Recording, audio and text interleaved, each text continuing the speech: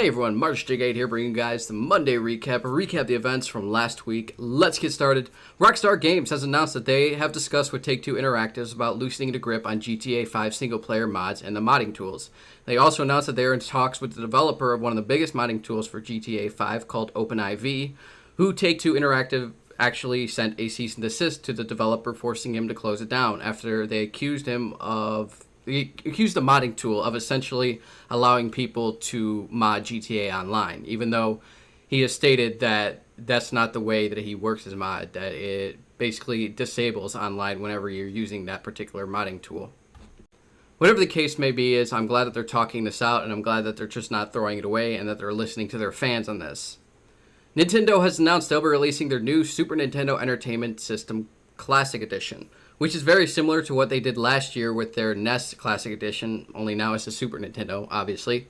Anyways, it comes with 2 wired controllers, an HDMI cable, a USB charger, and it comes with 21 classic games installed, including Legend of Zelda: A Link to the Past, Super Metroid, Super Mario World, Final Fantasy III, Earthbound, Super Mario Kart, plus many other amazing titles to tickle your nostalgia. Plus, it also comes with Star Fox 2, and some of you might be like, wait a minute, there never was a Star Fox 2 for SNES. What are you trying to say here, Mars? Well, you would be right until now. This is a game that has never been released before. The console is set to be released on September 29th for $79.99, and hopefully they do not pull the same shit they did last year with the NES Classic Edition, and they actually keep them in stock. If you guys want to learn more about it, links will be below in the description.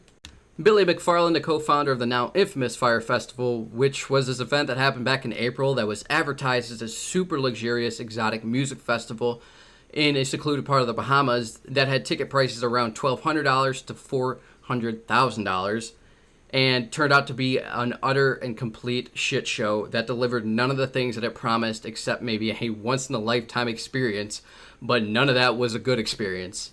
Anyways, McFarland has actually been arrested and charged with fraud over this whole thing, and it's reported that he allegedly presented fake documents to induce investors into putting millions of dollars into the company and the festival.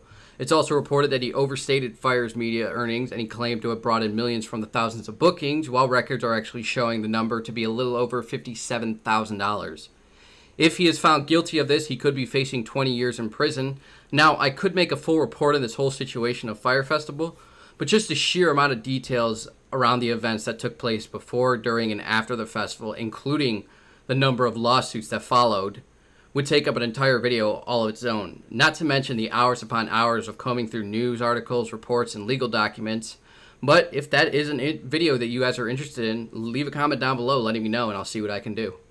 But moving on, Pierce the Veil has announced they will be releasing a 10th anniversary vinyl box set edition for A Flair for the Dramatic, which if you get it, you get an orange and white swirl vinyl, a hand-illustrated cover, a photo book with images from the writing and recording process of A Flair for the Dramatic, a foreword from frontman Vic Fuentes, and a download for 3 unreleased demos. If you guys have any interest in that, more information can be found below. Sainte, the new project featuring members of the former We Are the In crowd, released their debut EP titled Smile and Wave. They also put it up on Spotify if you're interested in streaming it as well. I have not gotten the chance to listen to it yet, but I do plan on it. Dayshell, the band that features former Of Mice and Men member Shaylee Bourget, has announced that they have parted ways with their bassist Jordan Woolley. No reasons have been given as to why at this time. Hopefully they will be soon. It looks like Slipknot is not going to be playing on their own festival, Knotfest, this year, which is happening in both Mexico on October 23rd and in the US, which is pairing up with Ozfest. That date has still not been announced yet. But according to Corey Taylor in a recent interview, he mentioned that Stone Sour will be playing this year and not Slipknot, and that he's confident that Slipknot's absence will help the festival in the long run. Not really sure on how Slipknot fans will feel about that. Can't really say that I can see them being all too appreciative of trading Slipknot for Stone Sour, but whatever. The Devil Wears Prada has announced that they are heading on a new tour this fall with support from Veil of Maya and Thousand Below. Dates released. Alesana has announced they are heading on a new tour as well this fall with support from Eyes Set to Kill, Lakeshore, Alteras, and the Amatory Murder. Dates released. And Danzig has announced that he'll be heading on a short tour this September with support from Corrosion of Conformity. Dates released. And it's that time once again for the new music of the week. We have Avenged Sevenfold, Retrovertigo, that's a Mr. Bundle cover. The Movielife, Mercy is Asleep at the Wheel. Modern Chemistry, Tripping Over You. I Set My Friends on Fire, The Vision and Scarlet Witch. Marty Friedman, White Worm, and 12 Stones, Blessings. And for new music videos, we have The Killers, The Man, Sainte, Eyes Are Open, Ashland, Always Something, Sworn In, All Smiles, The Haunted, Brute Force, Suicidal Tendencies, Living for Life, and Accept, The Rise of Chaos. Be sure to check out any of those that you guys are interested in. Thank you all for joining me for this episode. Leave a like if you enjoyed it, dislike if you didn't, subscribe if you want more, and I will see you all on the next one. Mars out. What do I say? Simple. You're as good as dead.